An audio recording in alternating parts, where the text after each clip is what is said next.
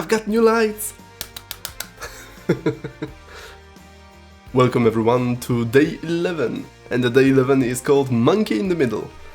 In short, it means we are playing with monkeys, or rather, they are playing with us, actually. They playing keep away. Our input describes what the monkeys will do with the items they carry, and the items are ours, obviously. So we are quite worried when they are playing with it, because they can break it. Each monkey has starting items, and the items are actually noted with the worry level of ours, so we are worried about the second item more than the first one. Each monkey has a different operation for worry level, so whatever worry level is when they pick up the item, it gets multiplied by 19 when they play with it. The second the monkey ends playing with the item, your worry level is divided by 3. Then the monkey does its test. The test is whether the current worry level is actually divisible by 23. If it is, the item will be thrown to monkey number 2, otherwise it will be thrown to monkey number 3. And the monkeys play with your items in turns. Monkey number 2 initially has 3 items, but both monkey number 0 and monkey number 1 can throw to it, so there can be actually like 6 or 7 items here.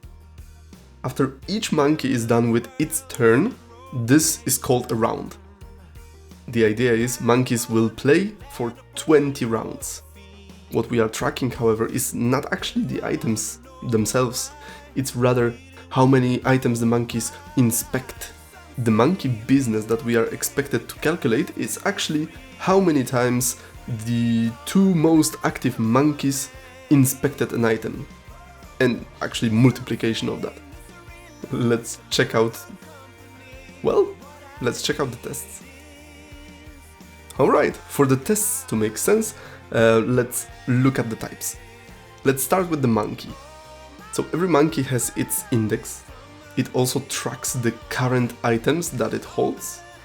It tracks the operation to be done on that worry level of the item. I didn't use numbers in here per se, because the operation can be, for example, old times old. Old in this case being the value of the worry level for the current item. Next, for the monkey, we've got the test. Within the example and also within our input, there's only one possible test, which is divisible by. Lastly, we've got the output of the test, so what actually happens after the test was either positive or negative. And the output can only be thrown to monkey and index of the monkey. You may have noticed already I'm using monkey index and worry level in here. Those are called units of measure in F#. This is very useful, and think of that as in physics class, right? And you've got 7 meters as a distance, and you've got the time as 2 seconds, right? Those meters, seconds, those are the units of measure. This is only on the level of compiler. It will not allow you to do funky business, however it will also not impact the performance, which is chef's kiss. We've got another type to gather the output of our turn, and the output of our turn is actually the list of monkeys and also the number of inspections. Now we're going step by step with each turn. Since it processed all of its items, the items collection of this particular monkey is empty now. Another test checks out the whole round, and we also test number of inspections right away. This is the end test, which covers the whole thing calculated together within 20 rounds. Let's take a look at the main function. Then let's focus in here. We make sure to run the logic for however many rounds we really want. For us this is 20, but I already prepared for being able to run more times. Then we are running fault because we are tracking the actual monkey turn output. Let's not worry about calculate worry level after inspection for a second. Let's take a look at monkey business, monkey setup round. This function is intended to run a single round. And since single round is actually 4 turns, or however many monkeys we've got, we just do another fold for the number of monkeys. Let's move to monkey business single monkey turn. To calculate the output, or rather the new list of monkeys, we have to go through the items of this monkey. Alright, so we went through the rounds to the turn of the monkey, and now we go through each item of the monkey. To calculate worry level during inspection, we do 2 things. First, we understand which element is what. So we actually grab the value of that element 1. And as a reminder, this can be an old value, so the worry level before the inspection, or it can actually be a straight up number. Then, according to the sign of the operation, we do exactly that. Worry level after inspection was actually initially only worry level during inspection divided by 3. However, once more, part number 2 changes that. That's why I have the calculate worry level after inspection as a parameter. So this is the function that translates a long value to the long value, and as you could see, it's pushed through all the levels because we need to create it at the very beginning of running the function. This is quite common practice in F# and in functional programming.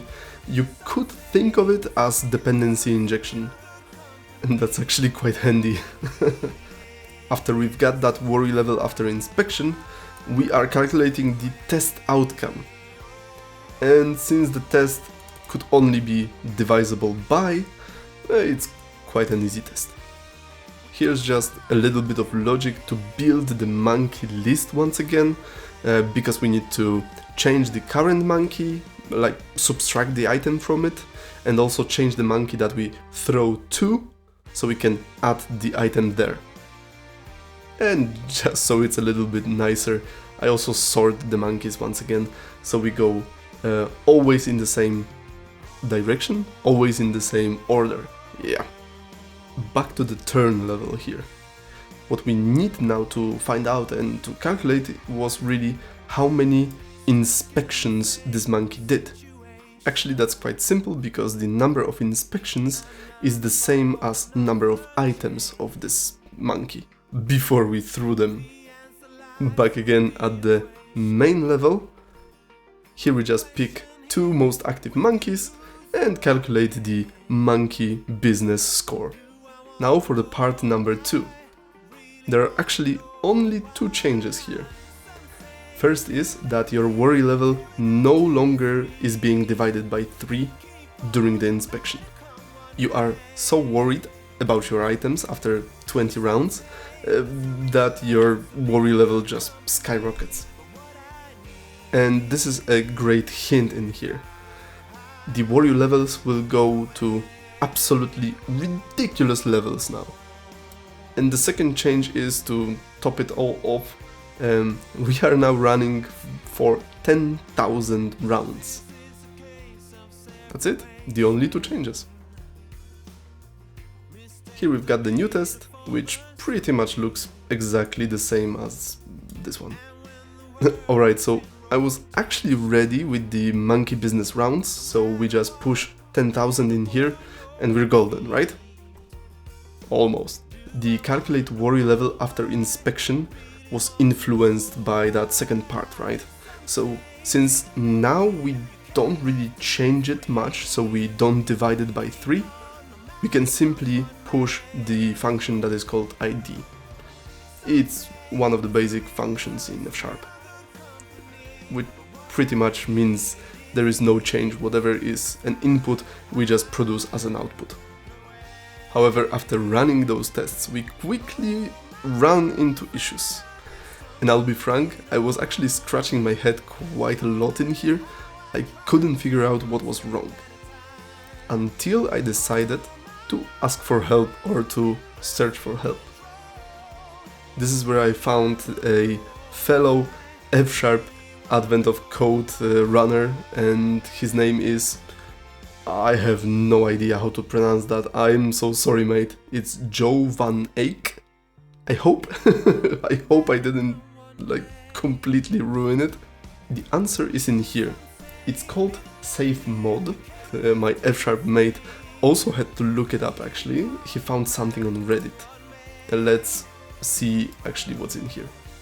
And this is really nicely explained and really nicely shown how the worry levels now grow. So take a look at that. After only 20 rounds, the first item has this sort of worry level. Now imagine that going through 10,000 rounds. I mean, there's no possibility of holding that in memory efficiently and like sensibly. The author of this solution of this blog post is Dasbo. Once again, sorry if I murdered your name, mate. Let me try to explain it. What we should keep in memory is the rest of the division of that worry level. There's a catch, however. You cannot really use an arbitrary number of, for example, 1 million, right? I tried it, it doesn't work. When we multiply together all of the divisible by numbers, we actually get something that we can use for modulo. Let me show you how that changes our solution. Alright, so first we need to cover that worry level safeguard. So we grab all the monkeys, and we're actually only interested in the number in divisible by. In the end, using list reduce, we just multiply everything together. Since we've got about 6 monkeys, if I remember correctly, this is still quite a big number here. However, it allows us to run modulo or rest of the division. Here I took advantage of the fact that I already had the calculate worry level after inspection function to not only run this function alone, but also run the safeguard. And this is what we use instead when we push it down to the round. I'm not sure if I would be able to figure it out on my own, so once again, huge shout out and huge thank you to Joe Van Eyck and also to original author of the solution, Dasbo. Thanks guys! Now if we run the test. Ah, beautiful. Alright, let's check out the output. As you could see, it still takes a while, but it is being able to calculate that. Thank you very much guys for being here with me, and I hope you had some fun. Once again, thank you and see you later, and as always, we can do better as a pack. Bye. What do you think about this slide setup? Or even better, monkeys are playing us. They are not playing with us, they are playing us. Aha, alright. For tests, the same applies to the number of inspections, not jeez. Alright. So, however many monkeys we've got, that's how long the number of